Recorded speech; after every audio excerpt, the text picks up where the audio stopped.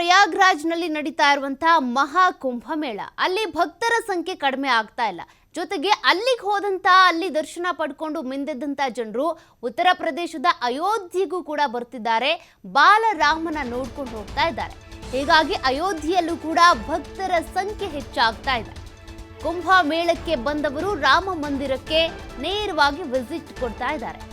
ಒಮ್ಮೆಯಾದ್ರೂ ಅಯೋಧ್ಯೆ ನೋಡೋಣ ಅಂತ ಭೇಟಿ ನೀಡ್ತಾ ಇರೋದು.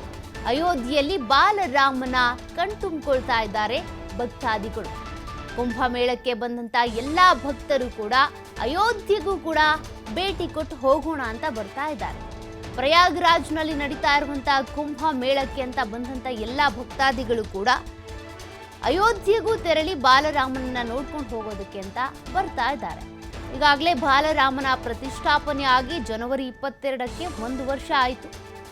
ಅದರ ಬೆನ್ನಲ್ಲೇ ಹೆಂಗೂ ಪ್ರಯಾಗ್ರಾಜ್ಗೆ ಬಂದಂತಹ ಭಕ್ತಾದಿಗಳು ಅಯೋಧ್ಯೆಯನ್ನು ನೋಡಿದಂತಾಯ್ತು, ಬಾಲರಾಮನನ್ನು ನೋಡಿದಂತಾಯ್ತು ಅಂತೇಳಿ ಅಲ್ಲಿಗೂ ಕೂಡ ಬಂದು ಹೋಗ್ತಾ ಇದ್ದಾರೆ. ಅಲ್ಲೂ ಕೂಡ ವಿಶೇಷ ಪೂಜೆ ಪುನಸ್ಕಾರಗಳು ನೆರವೇರ್ತಾ ಇದ್ದಾವೆ. ದಿನನಿತ್ಯವೂ ಕೂಡ ಅಲ್ಲೂ ಭಕ್ತಾದಿಗಳ ಸಂಖ್ಯೆ ಹೆಚ್ಚಾಗ್ತಾನೆ ಇದೆ. ಪ್ರಯಾಗ್ರಾಜ್ಗೆ ಬಂದಂಥವರು ಸಹಜವಾಗಿಯೇ ಬಾಲರಾಮನನ್ನ ನೋಡೋದಕ್ಕೆ ಅಂತ ಅಯೋಧ್ಯೆಯ ರಾಮ ಮಂದಿರಕ್ಕೂ ಕೂಡ ವಿಸಿಟ್ ಮಾಡ್ತಾ ಇದ್ದಾರೆ.